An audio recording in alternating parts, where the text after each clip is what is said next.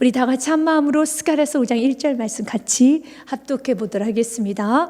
내가 다시 눈을 들어본 즉 날아가는 두루마리가 의더라. 아멘. 스가랴 선지자는 6번째 그리고 7번째 환상을 보게 됩니다. 그날 밤은 BC 520년이죠.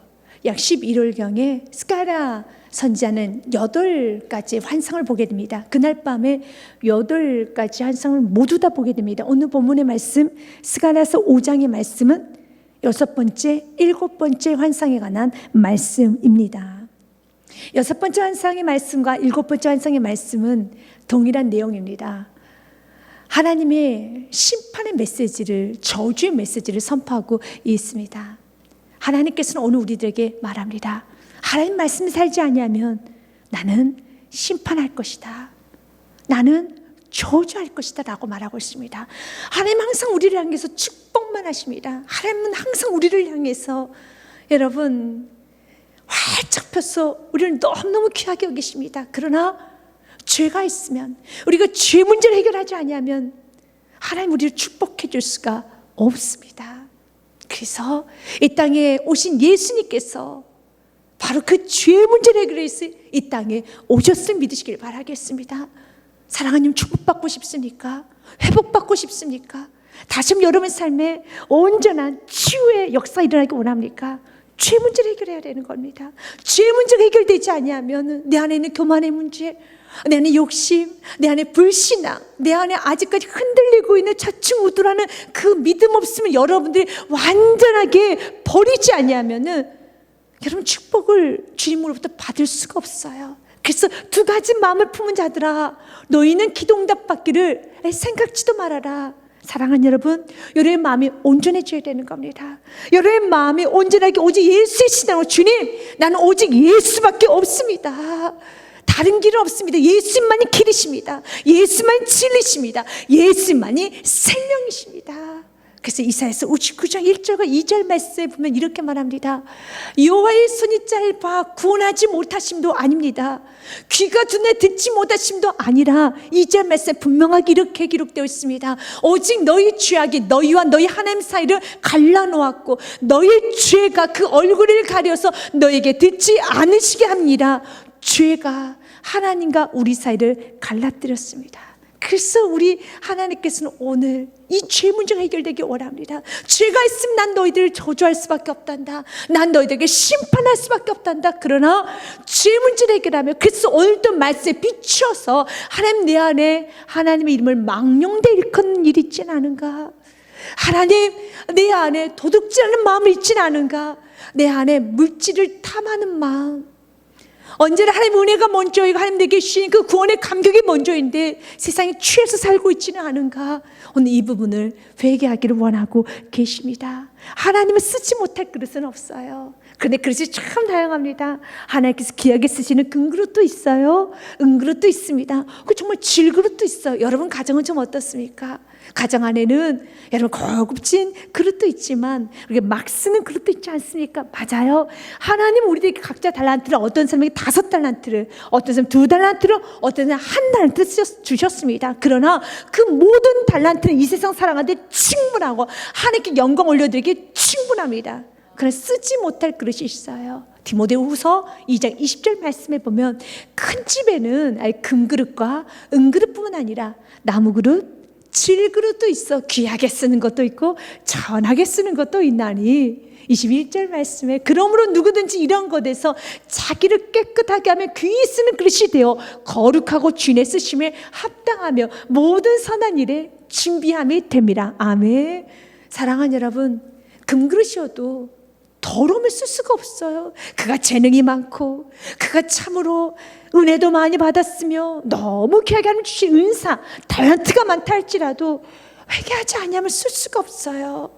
회개하지 않으면 쓸 수가 없습니다. 여러분 어떤가요? 여러분 그릇 안에 거미줄이 쳐져 있고 음식물 찌꺼기가 있고 오물이 있으면 금그릇이라 할지라도, 다이아몬드 그릇이라 할지라도 쓸 수 없지만 찌그러진 그릇이라도, 여러분 좀 깨진 그릇이라 할지라도 깨끗한 그릇은 여러분 우리는 잘 써요. 너무 잘 씁니다.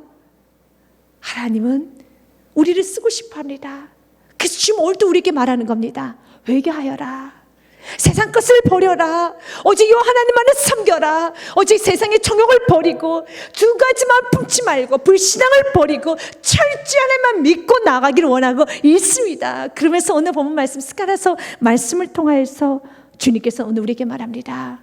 내가 다시 눈을 들어본 즉 날아가는 두루마리가 있더라. 이 두루마리 안에는 하나님의 말씀이 기록이 되어 있습니다. 그래서 에스겔서 말씀에도 보면은 두루마기에 관한 말씀이 좀 기록이 되어 있어요. 에스겔서 2장 9절과 10절 말씀 보면 내가 보니 보라 한 손이 나를 향하여 펴지고 보라 그 안에 두루마리 책이 있더라. 내용이 무엇인가? 오늘 본문의 말씀과도 비슷합니다. 그 두루마리 안에는 그가 그것을 내 앞에 펴시니 그 안팎에 글이 있는데 그 위에 예곡과 재앙의 말이 기록되었더라. 맞습니다. 하나님의 말씀은 축복의 말씀도 기록이 되어 있지만 이 말씀 안에는요 정말 저주의 말씀도 있어요. 여러분 신명기 28장은 1절부터 68절로 여러분 장절로 구속되어 있어요. 그런데 1절부터 14절까지는 여러분이 잘 아는 들어와도 복을 받고 나가도 복을 받고 떡반죽 그릇까지 복을 받는다는 축복의 말씀이 14절까지 기록이 되어 있지만 15절부터 마지막 68절까지는 나가도 저주를 받고 들어와도 저주를 받고 내 떡반죽 그릇까지 너 하늘 모든 이마다 저주를 받을 것이고 너가 약혼하면 약혼한 여인이 다른 남자하고 여러분 떠나게 될 것이고 너가 온갖 피부병 걸리게 될 것이고 어떤 너의 자녀는 무너지게 될 것이고 하느님마다 정말 쓰러지게 될 것이고 그리고 너는 저녁에 잠을 잘 때마다 야 내일에 일어나고 싶지 않다 정신이 나가버리는구나 라고 말하게 될 것이라는 수많은 여러분 저주에 관한 말씀이 있어요. 그 왜 이런 저주의 말씀 기록이 되어 있습니까? 그렇게 살지 말라는 거예요. 하지 말라에는 우리 주님께서 돌아오라는 메시지가 있어요. 우리가 위험한 곳에는 어떻게 써 있습니까? 절대 금지, 들어오지 마십시오. 절대 금지 계속 반복적으로 쓰지 않습니까? 여러분 꽤 먼 거리서부터 이곳은 위험적입니다. 이곳은 위험적입니다. 계속적으로 위험적, danger, X표 이런 많은 글씨가 써지지 않습니까? 왜 그런 글씨가 써져 있을까요? 정말 위험할 때는 위험지역이라고 표시 하나만 붙여놓지 않아요. 위험지역이라고 계속 주로 표시해 놓습니다. 그 이유가 무엇일까요? 우리를 보호하기 위해서, 우리를 지키기 위해서, 우리를 살려주기 위해서 위험지역을 써 있는 것처럼 성경은 정말 저주와 재앙의 메시지가 많아요. 이것은 우리를 저주하기 위한 게 아닙니다. 우리에게 심판하기 위한 것이 아니라 우리를 구원하시기 위해서 우리를 보호하시기 위해서 옳고 듣고 회개하라는 겁니다. 죄를 떠나지 아니하면 이 저주가 그대로 그렇게 된단다 라고 말씀하고 있습니다. 그래서 2절 말씀 보면 그가 내게 묻되 내가 무엇을 보느냐 하기로 내가 대답하되 날아가는 두루마리를 보나이다. 그 길이가 20규빗이요 너비가 10규빗이니 한 규빗이 팔꿈치에서 손가락 끝을 말해서 약 45cm가 됩니다. 이걸 계산해 보면 20규빗은 약 이제 9m 정도가 돼요. 길이가 9m 책 굉장히 큰 책이죠. 또 너비는 10규빗 약 4.5m가 됩니다. 굉장히 큰 책입니다. 그만큼 하나님께서 우리가 죄를 지으면은 정말 많은 저주가 임해요. 하나님한테 안 됩니다. 여러분 죄를 가볍게 여기시면 안 되는 것입니다. 그래서 우리 주께서 옳게 우리에게 말하는 것은 내가 널 도와주지 아니한 것은 내가 귀가 둔해서 너의 기도소리를 듣지 못한 것도 아니고 내가 손이 짧아서 널 도와주지 못하는 것도 아니란다. 너와 나 사이에 죄악의 담이 있고 그 죄가 있으면 나는 얼굴 돌릴 수밖에 없어 라고 말합니다. 그러면 도대체 무슨 죄를 우리가 회개해야 될까요? 요한계시록의 말씀에도 보면은 7교회를 향한 편지를 씁니다. 근데 첫 번째 교회가 에베소서 교회예요.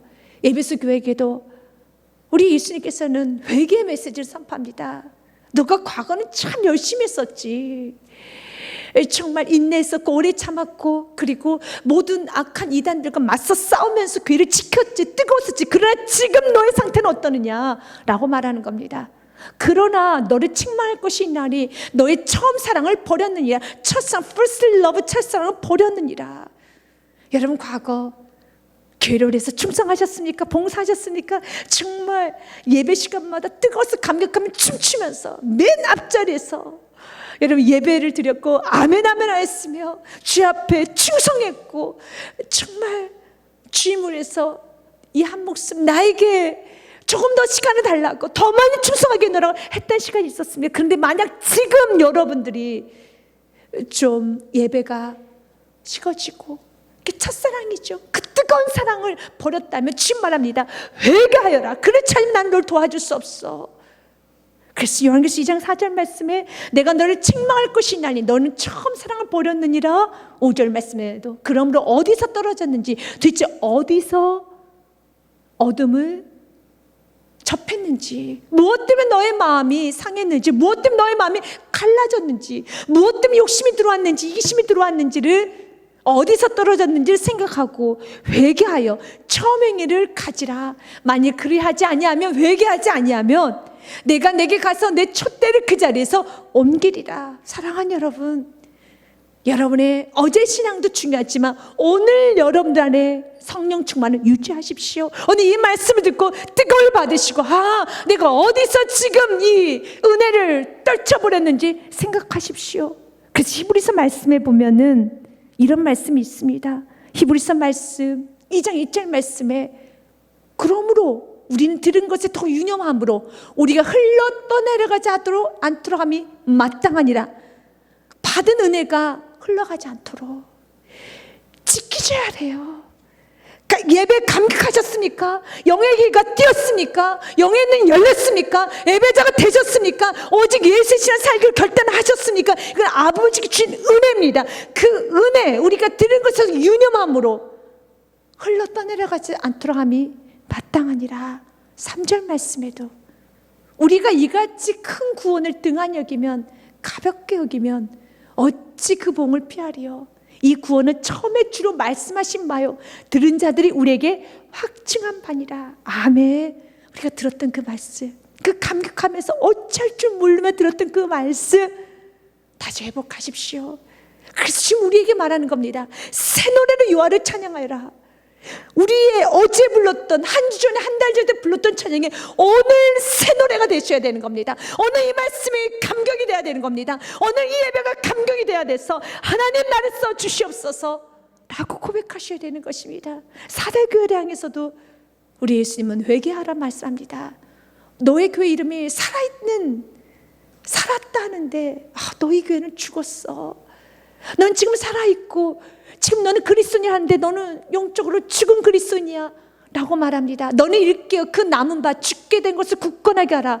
내 하나님 앞에 내 행에 온전한 것 찾지 못하였으니 그러므로 내가 어떻게 받았으며 어떻게 들었는지 생각하고 지켜 회개하라. 어떤 은혜를 받았는지, 어떻게 회복되었는지 지키고 회개하라.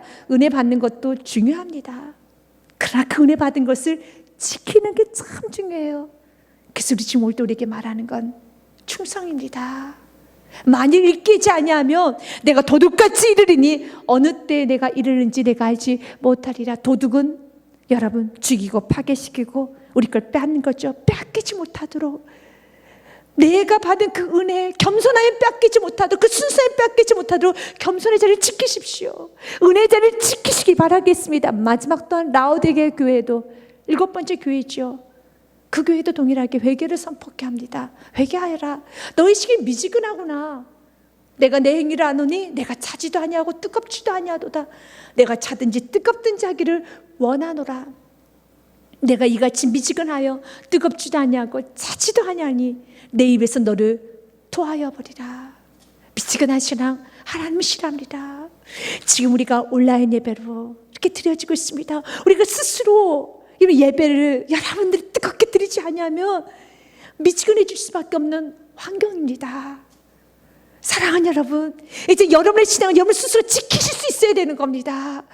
이제는 깨어서 하나님, 정말 내가 이 예배가 여러분 물질도 지켜야 되고 건강도 지켜야 되고 자녀 교육도 잘 지켜야 되는 거, 자녀 관리도 잘해야 되지만 지금 무엇보다 중요한 건 여러분 영적 관리를 하십시오. 내가 제 예배를 제대로 드리고 있는가, 오늘 이 온라인 예배를 제대로 드리고 있는가를 제대로 여러분 영적 관리를 하셔서 다시 한번 믿음의 옷깃을 여미시고 아멘을 하시고 제대로 찬양을 하시고 뜨겁게 기도를 하시고 기도 시간을 여러분 챙기셔야 돼요. 말씀 보는 시간을 챙기셔야 돼요. 여러분 봉사하고 헌신하는 시간을 챙기셔야 되는 겁니다. 우리 같이 모여서 봉사할 수 없어요. 지금 우리가 전도할 수 없어요. 그러나 하셔야 됩니다. 여러분이 모든 아이들 다 동원하셔서 여러분 가족들에게, 여러분 아는 지인들에게는 전도할 수 있잖아요. 여러분 뭔가 할 수 있지 않습니까? 하셔야 됩니다. 지혜를 하셔야 되는 겁니다. 봉사는 하셔야 되는 겁니다. 헌신하셔야 되는 겁니다. 전도는 하셔야 되는 겁니다. 미치거나 하면 안 되는 것입니다.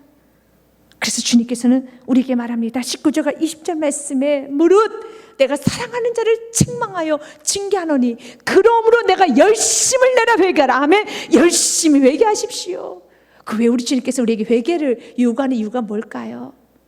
주님께서 우리 함께 하기 위해서 볼지어도 내가 문 밖에서 두드리노니 누구든지 내 음성을 듣고 문을 열면 내가 그에게로 들어가 더불어 먹고 그는 나와 더불어 먹으리라 하시니라. 아멘. 사랑하는 여러분, 요한계시록 3장 20절 말씀처럼 함께 하시기 위한 겁니다. 같이 읽겠습니다. 볼지어다 내가 문 밖에 서서 두드리노니 누구든지 내 음성을 듣고 문을 열면 내가 그에게로 들어가 그와 더불어 먹고 그는 나와 더불어 먹으리라. 아멘.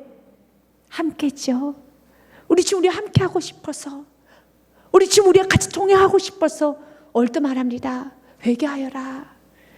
이스라엘 백성들은 바빌론 포로에서 귀환했습니다. 그리고 이제 다시 16년 만에 다시 성전 재건에 힘쓰고 있습니다. 그러나 오늘 환상을 통해서 이스라엘 백성은 다시 말씀을 전합니다. 회개하여라. 흐트러졌던 마음을 다시 다잡아라. 그렇기 때문에 우리의 예배는 청구하는 그날까지 예배를 드려야 돼요.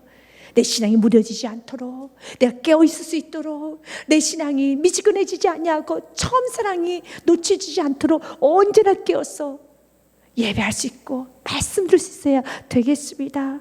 그러면서 이스라엘 백성들에게는 말합니다. 20규빗이나 되는 길이가 20규빗이고 너비가 10규빗이나 되는 큰 두루마리 안에는 수많은 글들이 쓰여져 있다는 것입니다.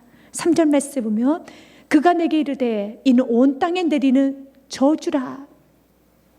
도둑질하는 자는 그 이쪽 글대로 끊어지고 맹세하는 자는 그 저쪽 글대로 끊어지리라. 그러니까 두 가지 죄를, 그러니까 모든 죄를 많이 지었지만 특별히 이 두 가지 죄에 대해서 언급하고 있습니다. 그러면서 10계명에 보면 제 3계명이 하나님 여호와 이름을 망령되이 일컫지 말라라는 말씀이 있습니다. 그리고 제 8계명이 도둑질하지 말라라는 계명이 있습니다. 그 두 계명을 우리 하나님께서는 드러내어서 너희들 삶에 온 땅에 내린 저주다. 어떤 사람이 저주를 받는가? 3계명 어기는 자, 도둑질하는 자 내가 저주할 것이다. 이쪽 글대로 이쪽에는요 도둑질하는 자가 받게 될 저주가 많이 기록되어 있고요. 저쪽에는 여러분 하나님의 이름을 맹세하는 자, 망령되이 일컫는 자의 글이 많이 기록이 되어 있어요. 그래서 끊어지리라 라고 말하고 있습니다. 하나님 우리에게 말합니다. 하나님께서는 우리의 삶이 도둑질하지 않기 원합니다. 그럴 때 이런 말이에요. 목사님 제 얼굴을 봐봐요. 제가 도둑질하게 생겼는가? 도둑질 한 적이 없어요. 맞아요. 여러분 진짜 도둑질하면은 우리는 이 시간에 여기 못 앉아있고 온라인 예배 못 드리고요. 경찰서 가야 되겠죠. 그리고 여러분 감옥에 들어가요. 도둑질하면 감옥 가요. 그렇죠. 그런데 왜 그리스도인에게 지금 오늘 이 예배를 드리고 있는 오늘 하루 도둑질하지 않는 우리에게 지금 우리에게 말하고 도둑질하지 말라라고요. 도둑질 무엇입니까? 남의 것을 빼앗는 것이죠. 첫째는 하나님의 영광을 빼앗으면 안 되는 겁니다. 그건 하나님께 너무 큰 범죄예요. 감히 하나님의 것을 빼앗을 도둑질하려고 하면 안 되죠. 우리는 하나님의 영광을 가로채지 말라는 겁니다. 이스라엘 백성들 하나님께서는 도둑질하지 말아라. 성전 제거 누가 했느냐? 누가 바빌론 포로에서 귀환시켰느냐? 누가 일을 하셨느냐? 하나님 하셨다면 하나님께 영광 올려드려야 되는 겁니다. 그런데 너희 삶 가운데 하나님께 영광 올려드릴 그 찬송을 영광 드리지 아니하고 도둑질하고 마치 내가 한 것처럼, 마치 나의 능력으로, 마치 내 힘으로 한 것처럼 오늘 하루 내가 너에게 시간을 줬고 내가 너에게 하루에 한날을 줬고 또 내가 너에게 건강을 줬고 모든 걸 다 나로부터 줬는데 왜 도둑질하면서 마치 물질이 내 것인 것 마냥, 시간이 내 것인 것 마냥, 자녀도 당신은 하나님께 고백하지 않았습니까? 자녀는 대기업이라고.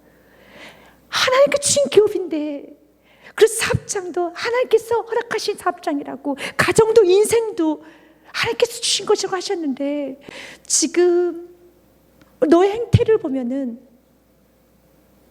주인되어 사는 것 같습니다. 당신 주인인 것 같습니다. 그래서 주님 말하는 거예요. 도둑질하지 말라는 겁니다. 우리가 하나님의 것을 도둑질하고 우리가 어찌 잘 살 수 있겠습니까? 이스라엘 백성들에게 하나님 말합니다. 도둑질하지 말아라. 오늘 동일하게 저와 여러분에게도 말하는 겁니다. 도둑질하지 말아라. 하나님께 영광 올리라는 것입니다. 사랑하는 여러분, 우리가 예배하지 않고 찬양하지 않냐고 감사하지 않냐면 이것이 바로 도둑질하는 삶이라는 겁니다. 하나님의 것을 가지고 마치 내 것인 것 마냥, 여러분 우리가 30년을 살아도 50년을 살아도 70년을 살아도 우리 하나님으로부터 다 덤으로 받은 것이니 우리는 감사밖에 할 것이 없지요. 그런데 마치 내 것인 것 마냥 내가 주인이 되어서 내 마음대로 자주지 않은 그 모든 삶을 이제는 회개하셔야 되는 것입니다. 성경은 우리에게 말합니다. 출애굽기 20장의 말씀에 보면 도둑질하지 말라 15절에 있죠. 도둑질하지 말아라. 또한 이웃의 것도 마찬가지입니다. 남의 것을 탐하려고 하지 마십시오. 내게 있는 것에 자족의 은혜가 있으시길 바라겠습니다. 남의 가정, 남의 여러분 자녀, 남의 물질 탐하면 안 되는 것입니다. 하나님 내게 주신 것을 소중히 여겨가면서 감사하면서, 여러분 하나님께 내게 주신 가정, 내게 주신 교회, 내게 주신 성도들, 또 내게 주신 나라, 내 것을 소중히 여기면서 그 줄로 지어진 구역 안에서 잘 살 수 있는 은혜의 바운더리가 있어야 되는 것입니다. 하나님, 우리가 여러분 바운더리도 없이 남의 것을 탐하면서 살아가는 걸 원하지 않습니다. 또한 하나님 우리에게 말합니다. 여호와의 이름을 망령되이 이끌지 말라고 하셨죠. 출애굽기 20장 7절 말씀에 보면 성경 이렇게 기록되어 있습니다. 같이 한번 읽겠습니다. 너는 내 하나님 여호와의 이름을 망령되게 부르지 말라. 여호와는 그의 이름을 망령되게 부르는 자를 죄없다 하지 아니하리라. 아멘. 이제 이 망령되게는 실제와 다르게라는 의미를 가지고 있습니다. 이스라엘 백성들에게 지금 지적한 것이 도둑질하는 것과 함께 맹세하는 자, 이 맹세라는 것은 망령되게 하는 것을 말하는 것입니다. 왜 그들이 맹세를 했을까요? 자기를 주장하기 위해서 하나님의 이름을 가지고 이용해서 내 말이 맞지, 내가 하나님 이름으로 맹세할게, 이것이 망령되게 하는 거예요. 그들은 그랬어요. 굉장히 궁핍했고 또 같이 서로 어울리면서 살아가는 데서 신뢰를 서로 하지 못했기 때문에 끊임없이 하나님의 이름을 가지고 자기 주장을 하고 자기의 신뢰를 나타냈습니다. 내가 갚을게, 하나님 이름으로 맹세한다. 내가 지금 당신이 나에게 돈 빌려주면 하나님 이름으로 맹세할 테니까 갚을게 라고 하면서 자신을 주장하기 위해서, 자신에게 증명하기 위해서 누구의 이름을 망령되게, 하나님의 이름을 망령되게 사용해서, 그래서 성경 말한 겁니다. 내 이름을 가리켜 망령되이 맹세하는 자는 내가 저주하리라 라는 말하는 겁니다. 이스라엘 백성들 하나님 지적합니다. 너는 내 것까지도 도둑질하는, 이 도둑질하는 죄를 회개해야 되고, 두 번째로 경외감이 없어. 예배를 드려도 이렇게 정말 하나님 앞에서 사는 모습이 경외감이 없어. 너무 함부로 여겨. 말씨가 좋지가 않아. 행동이 너무 불경스러워. 하나님은 이런 부분에 대해서 회개하지 아니하면, 오늘 성경 말대로 말합니다.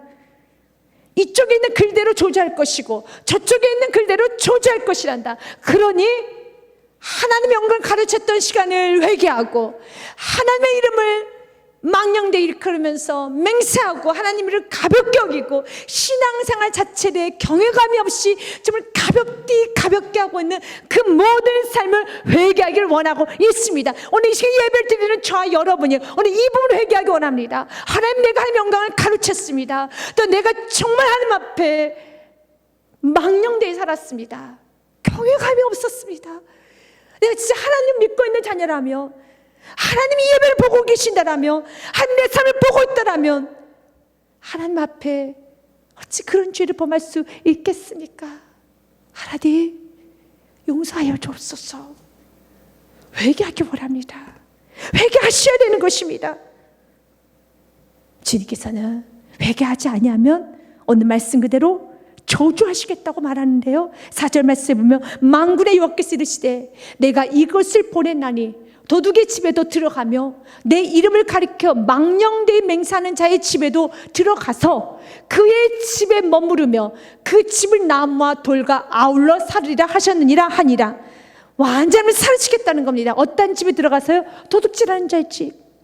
하나님의 영광을 가로챘던 그 도둑질하는 집, 내가 들어갈 것이고, 또한 내 이름을 망령되이 맹세하면서 경외의 신앙 없이 구원받았는데 하나님을 알면서도 가볍게 여기는 그 집에 들어가서 내가 머무를 것이고 그 집에 나무 돌 아울러 살 것이다. 그래서 나무와 돌은 혹시라도 내 저주를 피하기 위해서 나무 뒤에 숨거나 돌 뒤에 숨어 있다 할지라도 찾아가서 내가 저주할 것이라는 겁니다. 이 말씀 우리가 그대로 받아들이면 정말 저주받을 내 인생이겠죠. 얼마나 우리가 자녀를, 인생을, 이 몸을, 물질을 내 것이라고 취했던 적이 얼마나 많습니까? 여호와에 대한 경외심이 얼마나 부족합니까? 저주받을 수밖에 없는 가정이죠. 저주받을 수밖에 없는 인생이죠. 그렇기 때문에 이 말씀을 듣고 예수께 나오십시오. 이 저주에서 피할 자가 없어요. 그냥 피할 가정이 한 가정 있습니다. 예수의 보혈의 피에 바르시기 바라겠어요. 주님, 내가 도둑질했습니다. 내가 여호와의 이름을 망령되이 이끌었고 경외신앙이 전혀 없이 살았습니다. 회개하기 시작하면은 그 저주에서 유월됨을 믿으시길 바라겠습니다. 출애굽기 말씀에 보면 여러분 11장 말씀에 마지막 10번째 장에 하나님은 이렇게 말합니다. 내가 모든 자를 다 죽일 것이다. 첫째 난 자는 다 죽일 것이다 말합니다. 모세가 바로게 이르되 여호와께서 이와 같이 말씀하시기를 밤중에 내가 애국간들 들어가리니, 하나님 들어가서 저주하시겠다 하시면 정말 살아남을 자가 없어요. 그럼 반대로 회개하는 자에게는 하나님이 들어가셔서 축복하십니다. 그 누구도 찾아내지 못하다 하나님은 찾아가셔서 축복하실 가정은 축복하시고 반대로 저주할 가정은 저주예요. 사랑하는 여러분, 축복 받으셔야 돼요. 축복은 회개로부터 시작되어 믿으시길 바라겠습니다. 애굽 땅에 있는 모든 처음 난 것은 왕위에 앉아있는 바로의 장자로부터 맷돌 뒤에 있는 몸종의 장자와 모든 가축의 처음 난 것까지 다 죽으리니 애굽 온 땅에 전무후무한 큰 부르짖음이 있으리라. 여기서 살아남을 자는 없어요. 그런 놀라운 말씀이 있죠. 12절과 13절 말씀이에요. 내가 그 밤에 애굽 땅에 두루다니며 사람이나 짐승을 막론하고 애굽 땅에 있는 모든 첨난 것을 다 치고 애굽의 모든 신을 내가 심판하려 난 여호와라. 그러나 13절 말씀은 귀한 말씀이다. 같이 읽겠습니다. 내가 애굽 땅을 칠 때 그 피가 너희가 사는 집에 있어서 너희를 위하여 표적이 될지라. 내가 그 피를 볼 때 너희를 넘어가 가리니 재앙이 너에게 내려 멸하지 아니하려. 왜 쥐몰두이 저주와 심판에 관한 메시지를 선포한 줄 아십니까? 저주하지 않기 위해서예요. 이 말씀을 듣고 회개하라는 것입니다. 보혈의 피를 바르는 가정마다 내가 그 피를 볼 때마다 내가 너희를 패스오버 유월하리니, 넘어가리니 재앙이 너에게 내려 멸하지 아니하리라. 아멘. 그 피가 여러분 모든 저주를 끊어냅니다. 그 피가 모든 죄를 다 덮어줍니다. 회개하셔야 되는 겁니다. 도둑질했던 삶을, 여호와를 경외하지 않고 망령되이 여겼던 삶을 회개하셔야 되는 것입니다. 또 5절서부터 11절까지는 7번째 환상을 보게 됩니다. 어떤 예배 안에 한 여인이 있는데 하나님은 그 여인이 나오지 못하도록 뚜껑을 닫으라 라는 말씀입니다. 그런 환상을 보게 됩니다. 내가 말하던 천사가 나와서 내게 이르되 너는 눈을 들어 나오는 이것이 무엇인가 보라 하기로 보았습니다. 내가 묻되 이것이 무엇이니까 하니 그가 이르되 나오는 이것이 예바이니라 하시고 이르되 온 땅에서 그들의 모양이 이러하니라라고 말합니다. 예바는 그 당시에 곡식을 담는 광주리 다시 말해서 22리터 정도가 되는 측량할 수 있는 광주리 그릇이었습니다. 우리가 여러분 이렇게 과일 같은 걸 살 때 보면은 시장에서 과일을 사면은 빨간 광주리에다가 이렇게 담아 놓지 않습니까? 그래서 이것은 5,000원, 뭐 이것은 3,000원 이렇게 해서 담아 놓지 않습니까? 그래서 이 그릇만큼이 5,000원 정도고 이 그릇은 한 3,000원 정도 되는 그런 여러분 무게. 그래서 이런 의미로 여러분들 좀 이해를 하시면 좋겠습니다. 이 광주리 22리터 되는 광주리. 그런데 그들은 그 광주리를 속였어요. 22리터가 아니에요. 속였어요. 쥐를 속였어요.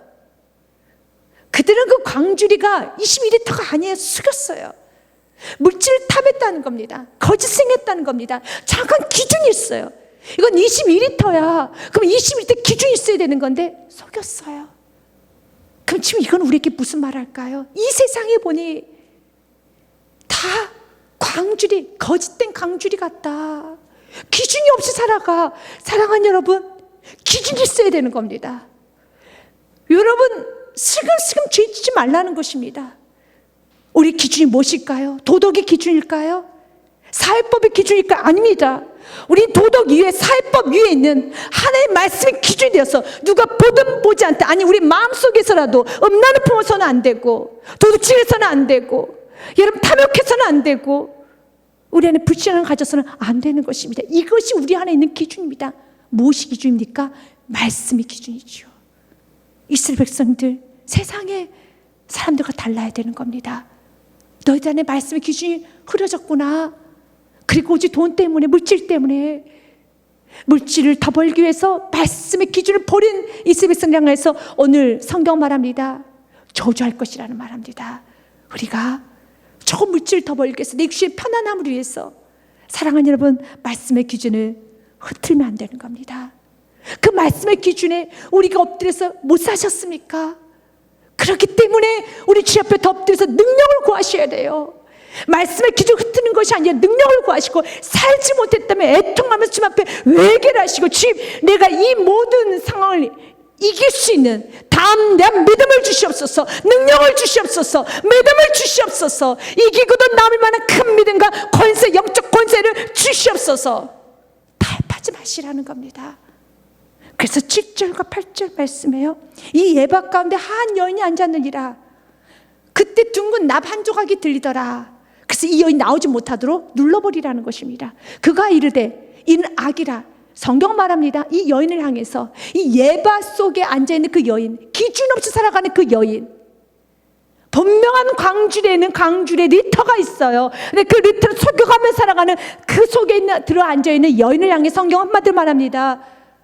연약해서, 환경이 어쩔 수가 없어서, 어쩔 수가 없잖아 라고 말하지 않아요. 성경 말합니다. 이 여인을 향해서 악이라, 이것이 악이란다, 악이라 하고 그 여인을 예바 속으로 던져놓고 납조각을 예바 악 위에 던져뒀더라. 나오지 못하도록 맨홀 뚜껑을 닫아버리듯이 닫아버리라는 것입니다.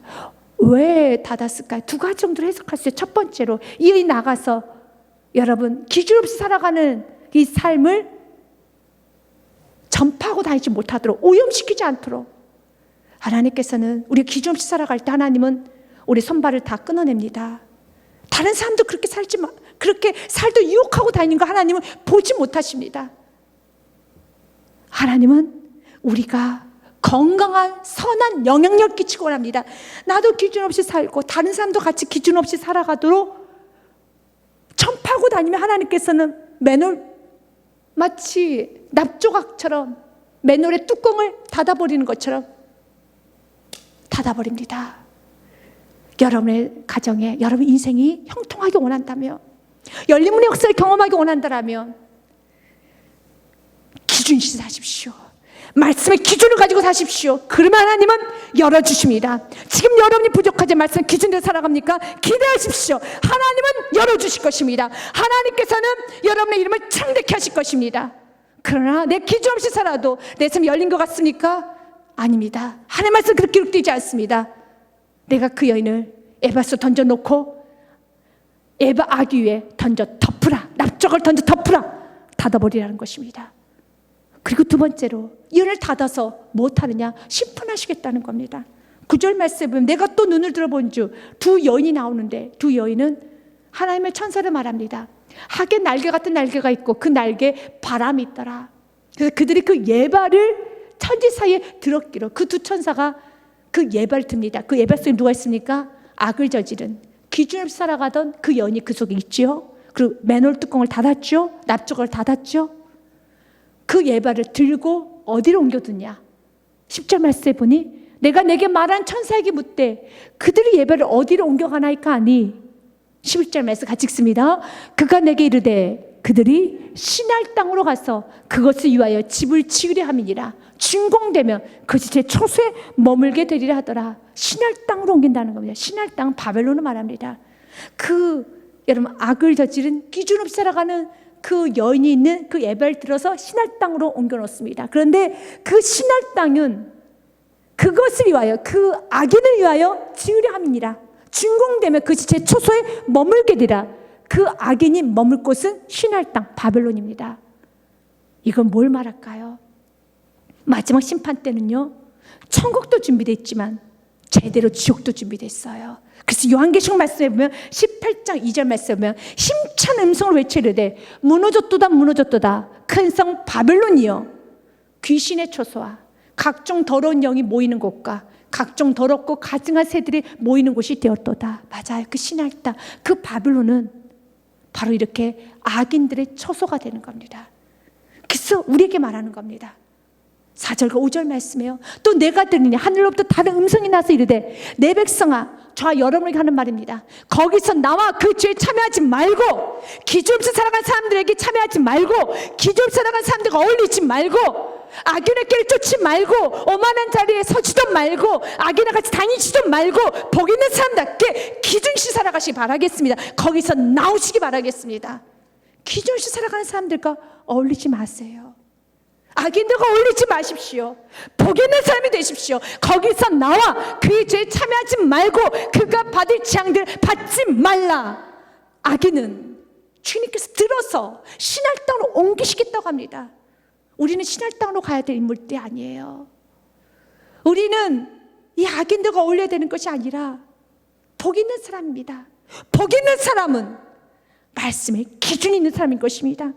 5절 말씀에 그의 죄는 하늘에 사무쳤으며 하나님은 그의 불의한 일을 기억하신다고 말씀하고 있습니다. 이제 우리는 어떻게 살아야 되겠습니까? 사랑하는 여러분, 이제 기준 없이 살아가는 그 여인처럼 살면 안 되고 성경 말합니다. 큰 소리로 말합니다. 거기서 나와 그 죄에 참여하지 말아라라고 말씀하고 있습니다. 우리도 믿음 없는 세대, 약한 세대에 살아갈 때 기준시 살아가시고 모든 삶이 다 내 것이라고 할 때 자녀도 내 것이요 물질도 내 것이요 인생도 내 것이요 모든 게 다 내 것이라 할 때 우리는 모든 것을 다 주님으로부터 왔음을 고백하는 도둑질하지 아니하는 삶을 사시고 세상의 사람들 하나님의 이름을 망령되 이끌고 거짓 맹세하고 정말 경외신앙 없이 너무 함부로 하나님에 대해서 말을 하여도 우리는 두렵고 떨림으로 구원을 이룰 수 있는 경외신앙의 삶을 살아가시길 바라겠습니다. 우리는 오늘 시간에 선택합시다. 여호수아의 마지막 신앙의 고백, 유언의 메시지였었죠. 여호수아가 이렇게 말합니다. 그러므로 이제 여호와를 경외하며 온전함과 진실함으로 그를 섬기라. 너희 조상들이 강 저쪽과 애굽에 섬기던 신들을 치워버리고 여호와만 섬기라. 15절 말씀, 만일 여호와를 섬기는 것이 너에게 좋지 않게 보이거든 너희 조상들이 강 저쪽에서 섬기던 신들이든지 또는 너희가 거주하는 땅에 있는 아모리 족속의 신들이든지 너희가 섬길 줄 오늘 택하라. 오직 나와 내 집은 여호와를 섬기겠노라 하니 여러분도 택하십시오. 여러분 인생, 여러분의 가정 뭘 선택하시겠습니까? 오직 나와 내 집은 여호와만을 섬기겠노라. 16절 말씀이 저와 여러분의 선택이 되셔야 됩니다. 같이 읽겠습니다. 시작. 백성이 대답하여 이르되 우리가 결단코 여호와를 버리고 다른 신들을 섬기기를 하지 아니하리라 하오니. 아멘. 결단코. 사랑하는 여러분, 그러나 결단코 맹세했지만 이스라엘 백성들은 무너졌죠. 우리도 이렇게 무너질 수밖에 없는 연약한 존재이기에 오늘도 우리는 예배자를 나갑니다. 주님, 이 신앙 지키겠습니다. 지키십시오. 주님께 내게 주신 은혜 지키십시오. 여러분 신앙 고백했던 걸 지키십시오. 정말 주님 앞에 나는 여호와를 경외하고 살리라. 하나님께 영광 올려드리고 살리라. 나는 기준시 살리라. 날마다 고백하면서 주의 은혜를 사모하며 나아가시기를 주님으로 축복 드립니다.